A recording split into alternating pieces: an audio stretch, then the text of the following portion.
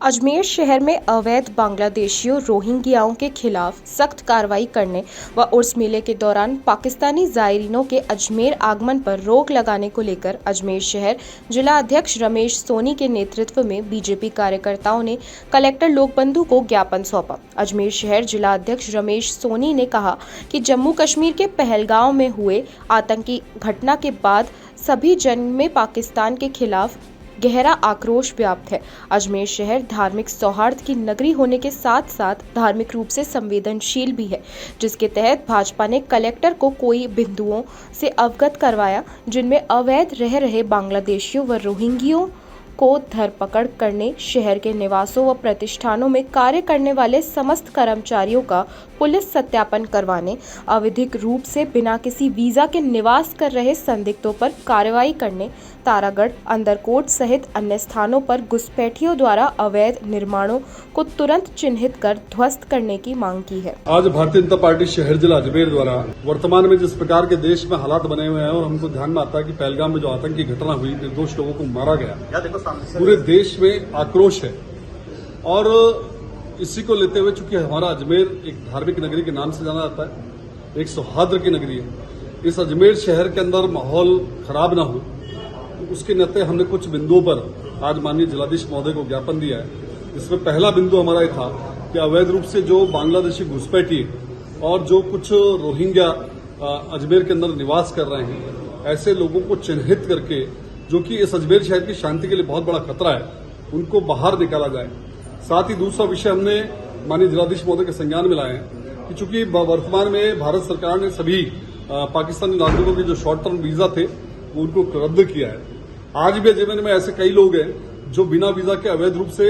वहां पर निकाह कर रखा और यहां पर रह रहे हैं, ऐसे लोगों को भी चिन्हित किया जाए और जो शॉर्ट टर्म वीजा पर जो लोग यहां पर रह रहे हैं उनको भी चूंकि सरकार की गाइडलाइन है उसके तहत कहीं न कहीं अजमेर से बाहर किया जाना चाहिए। तीसरा हमने विषय रखा है कि प्रत्येक क्षेत्रों में हमको ध्यान में आता है कि जिस प्रकार से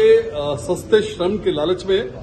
हमारे भी कुछ लोग जो है वहां पर अपने झाड़ू पोछे के लिए, बर्तन मांजने की दृष्टि से कई ऐसे लोगों को, संदिग्ध लोगों को जो कहीं न कहीं बांग्लादेशी घुसपैठी के रूप में अजमेर में निवास कर रहे हैं, उनको काम पर लगा रखा है। तो हमने ये भी निवेदन किया है कि अपने अपने थानाधिकारी जो हैं उनके माध्यम से ऐसी बस्तियों को चिन्हित किया जाए, ऐसे लोगों को चिन्हित किया जाए और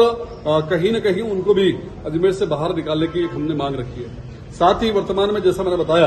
कि हमारा अजमेर धार्मिक नगरी है, ख्वाजा साहब दरगाह जो दरगाह यहाँ पर है, चूंकि एक आस्था का केंद्र पूरे देश भर का है, लेकिन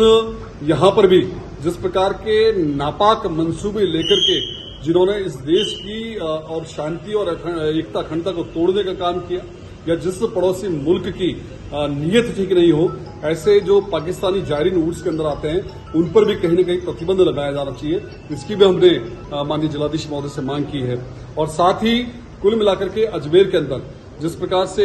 इस प्रकार की अवैध बस्तियां भी कई हमने देखा कि कुछ पर्टिकुलर चिन्हित क्षेत्र हैं जिसमें आपके लौंगिया, नागपनी, अंदरकोट, सोमलपुर, रातीडांग, ईदगाह, ऐसे कई क्षेत्र है जहां पर